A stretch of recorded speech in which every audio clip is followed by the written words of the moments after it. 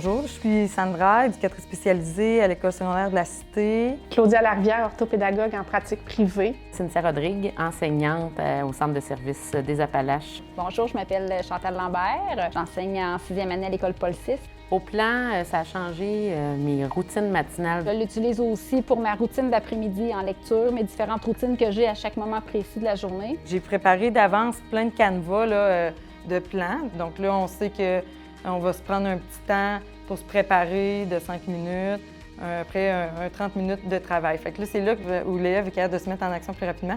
La séquence est déjà établie, préparée de 30 minutes. J'ai aussi appris à mes élèves à créer une séance, bâtir une séance. Alors, ce qu'on fait, c'est qu'on part à zéro, puis on détermine le temps que ça va prendre pour faire chacune des petites tâches dans une séance, par exemple, de 60 minutes. Alors, on peut faire un 5 minutes d'un jeu. Après ça, on va faire un 2 minutes de pause. Après ça, on va recommencer avec un 15 minutes d'activité plus intense pour ensuite une petite activité plus simple. Alors, on bâtit notre séance ensemble.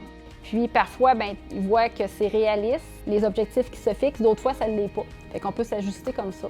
Oui, l'enseignante peut décider elle-même du temps que ça devrait prendre, mais l'élève est aussi appelé, si on le souhaite, à participer à cette organisation-là.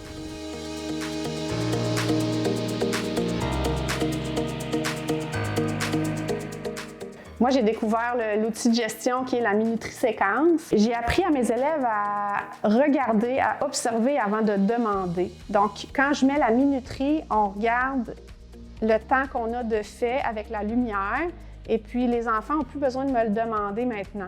Ça me permet de moins parler, mais ça permet aux élèves de moins parler aussi parce qu'ils n'ont pas à venir me questionner. Donc, l'ambiance dans la classe est plus calme aussi. Ils sont plus silencieux, ils sont plus autonomes, c'est ce qu'on veut.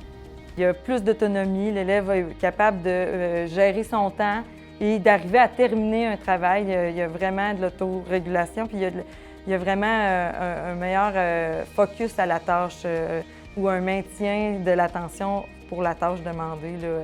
En ayant ça, on a le temps de s'attarder à d'autres affaires ou d'aller les voir justement, nos petits pips, nos petits cocos qui ont de la difficulté à s'auto-organiser. Au plan, ils s'occupent des autres pendant que moi, je m'occupe d'un élève en particulier au lieu de me garrocher partout. Là. Ça devient comme un outil de régulation quotidien très efficace.